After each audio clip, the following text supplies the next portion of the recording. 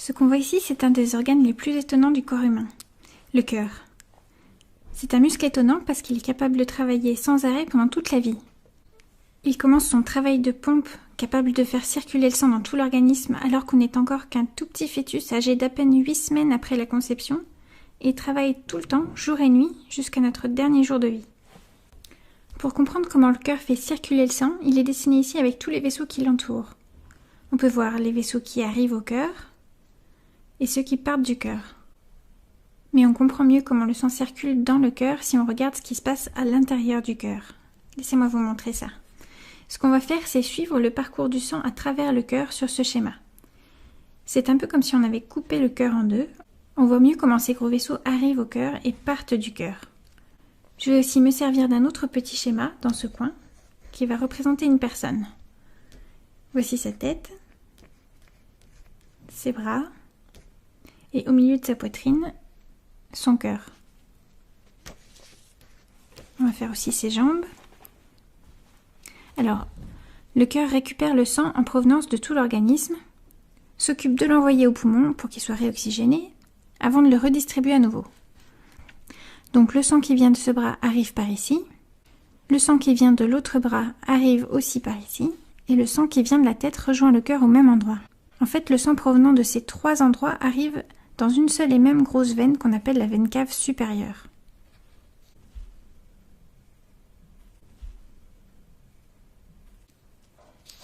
De l'autre côté, le sang en provenance des jambes et du ventre arrive au cœur par une autre grosse veine commune qu'on appelle la veine cave inférieure, logiquement.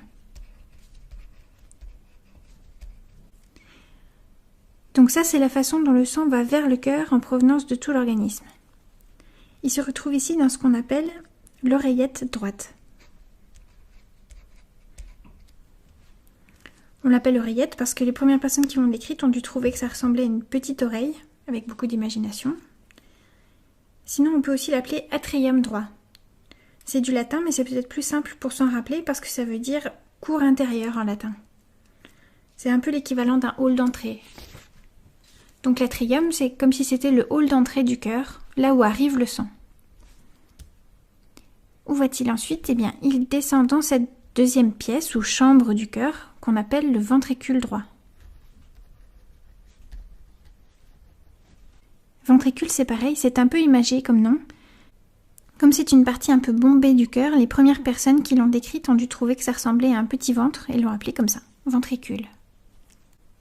En se contractant, le cœur va ensuite propulser le sang contenu dans ce ventricule en direction des poumons, à travers ce qu'on appelle l'artère pulmonaire.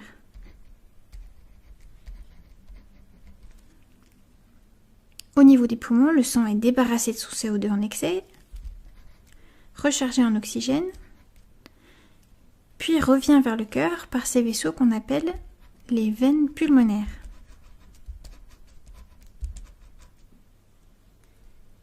On ne les voit pas toutes là parce que certaines sont derrière le cœur, mais elles se rejoignent toutes ici. Dans le deuxième hall d'entrée du cœur, qu'on appelle l'atrium gauche, ou oreillette gauche, c'est la même chose. On voit qu'il y a une certaine symétrie dans le cœur. Puisque c'est une double pompe, il y a deux entrées, deux atriums, mais aussi deux ventricules. On a donc ici le ventricule gauche, dans lequel le sang de l'oreillette gauche descend avant d'être éjecté en direction de tout l'organisme par cette grosse artère qu'on appelle l'aorte. Ce qu'on voit ici, ce sont des vaisseaux qui partent ensuite de l'aorte, celui-ci en direction du bras droit et de la tête, celui-ci également en direction de la tête, et celui-là vers le bras gauche. Je vais les rajouter sur ce petit schéma d'ensemble.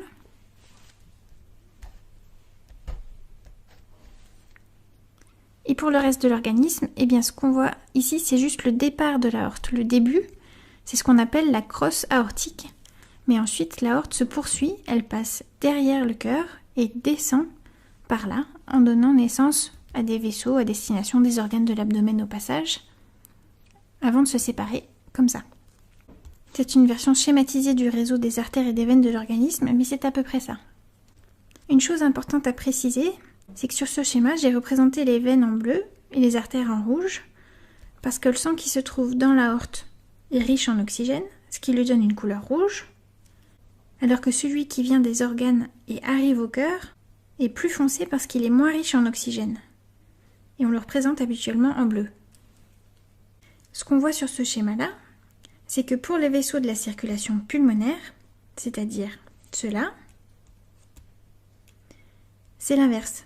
L'artère pulmonaire est en bleu, parce qu'elle contient du sang pauvre en oxygène, alors que les veines pulmonaires contiennent du sang riche en oxygène, donc rouge. Pour ne pas se mélanger les pinceaux, il y a un petit truc mnémotechnique. En fait, on utilise le terme veine pour tous les vaisseaux qui vont vers le cœur. Ça commence tout par un V. Veines vont vers le cœur. Donc, dans la circulation systémique, les veines sont en bleu, mais dans la circulation pulmonaire, en rouge. A l'inverse, le mot artère est utilisé pour désigner n'importe quel vaisseau qui part du cœur. On peut s'en souvenir parce que dans le mot partir, il y a les premières lettres du mot artère, A-R-T. Donc même si cette grosse artère-là est pleine de sang pauvre en oxygène, c'est bien une artère. Ce qui nous reste à voir sur ce schéma, ce sont les valves du cœur.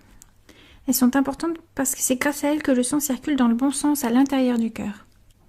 Et bien de ce côté-là, c'est la valve qu'on appelle la valve mitrale qui évite le reflux du sang et qui oblige le sang à aller de l'oreillette vers le ventricule gauche.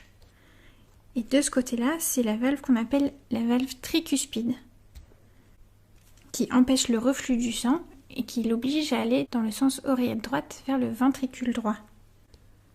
Il y a aussi deux autres valves ici, qui ont des noms plus faciles à retenir. À la base du tronc commun de l'artère pulmonaire, c'est la valve pulmonaire. Et à la base de l'aorte, la valve aortique. Donc si on refait le tour, le sang arrive par l'oreillette droite ou atrium droit, descend dans le ventricule droit, puis part du cœur dans l'artère pulmonaire en direction des poumons, revient vers le cœur par les veines pulmonaires, dans l'oreillette ou atrium gauche, puis dans le ventricule gauche, et c'est reparti pour un tour.